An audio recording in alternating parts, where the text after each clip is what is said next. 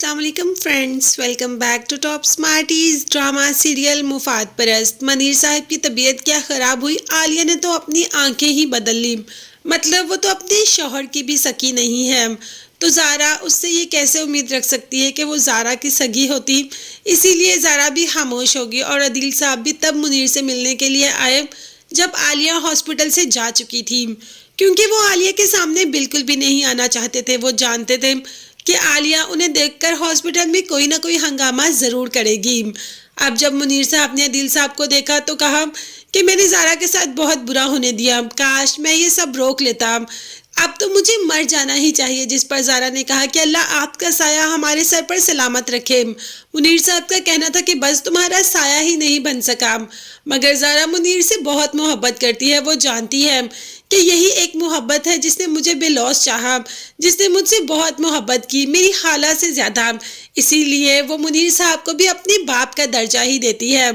مگر یہاں پر ایک اور کہانی سامنے آ رہی ہے بھائی، مریم جو کہ ہادی کی محبت میں پڑتی ہی جا رہی ہے اور اسے یہ خیال بھی نہیں کہ ہادی تو کسی اور سے محبت کرتا ہے اور اس سے شادی ہونے والی ہے، کیونکہ یہ خیال مہرو نے اس کے دل سے نکال دیا۔ مہرو نے مریم سے کہا کہ ہادی کو میں بہت پسند کرتی تھی، مگر زارا نے اسے ورگلا کر اپنی طرف کر لیا اور اس نے زارا سے منگنی کر لی اور اب وہ دونوں شادی کرنے والے ہیں۔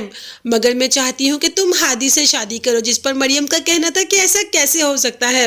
بالکل ویسے ہو سکتا ہے جیسے زارا نے کیا، ویسے تم بھی ہادی کو پا سکتی ہو۔ دیکھو تمہارے ماں باپ تو ہے نہیں، اور اگر تمہاری کسی عجیب سے گھر میں شادی ہوگی تو ساری زندگی کیا کرو گی؟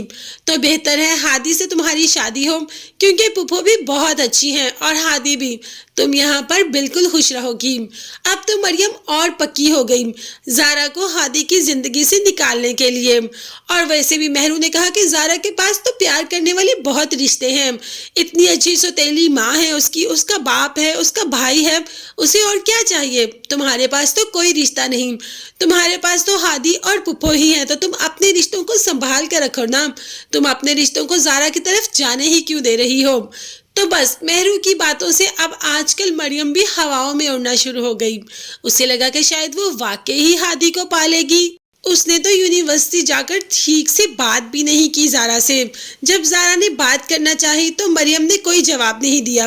مریم کو لگتا ہے کہ زارا نے ہادی کو اس سے چھین لیا، حالانکہ ایسا کچھ بھی نہیں، ہادی کی تو منگنی پہلے سے ہی ہو چکی تھی، مگر پھر بھی یہ مریم کے دل میں خیال ڈال ہی دیا مہرو نے۔ اب مریم کوئی بات نہیں کرتی اور وہاں سے چلی جاتی ہے۔ زارا اس بات کو فیل بھی کرتی ہے، مگر خیر اس سے کیا ہوگا، مریم کی زندگی میں ہادی تو نہیں آئے گا، ہاں البتہ ریحان ضرور آ جائے گا جو کہ مریم کو پسند کر لے گا۔